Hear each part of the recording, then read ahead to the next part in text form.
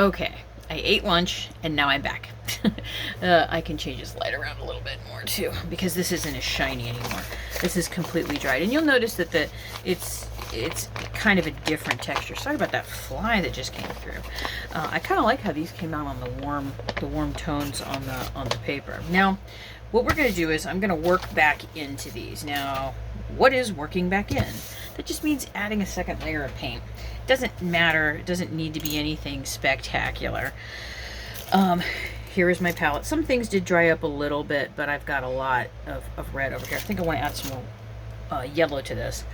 Oh, I'm doing the thing. I have a habit of, when I'm not using the brush, I stick it in my mouth. And not the brush end. That's, of course.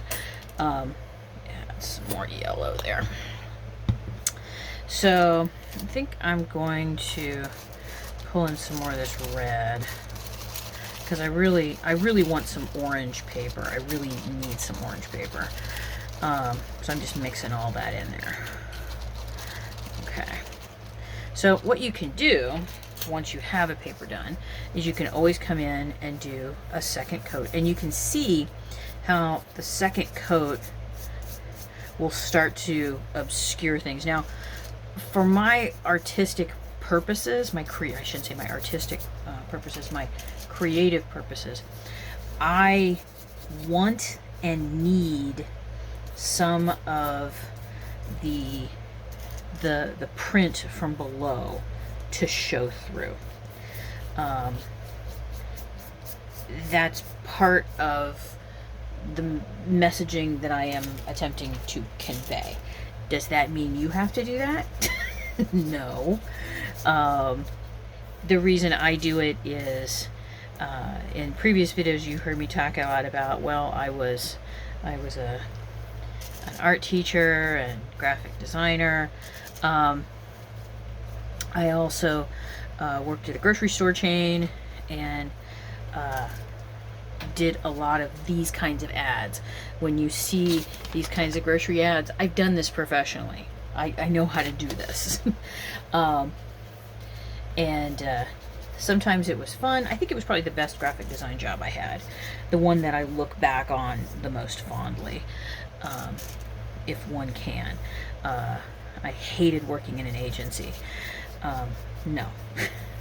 So that's just straight up giving it a second coat, and then you can see what the differences are with the coverage of the print that's underneath it. So I'm going to take this one and put it over here. Now this one, I'm mixing up kind of this turquoise, not turquoise, this red and this fuchsia. And then, just to make sure we can actually see this, I'm going to use some white. It's also a good idea if you're ordering paint. One small black, and when I say small, if you're putting these two together, get this in black, but get this in white. You'll use way more of the white. And I'm going to mix up something that's a little bit more opaque. Now, when I say opaque, opaque just means you can't see through it. Transparent means you can see through it. Opaque means you can't. Okay, so I've mixed something up that's kind of pinky, orangey, mildly kind of fleshy. I would also like maybe coral. And then what I'm going to do here is I've got the bubble wrap facing up, and I'm just going to come through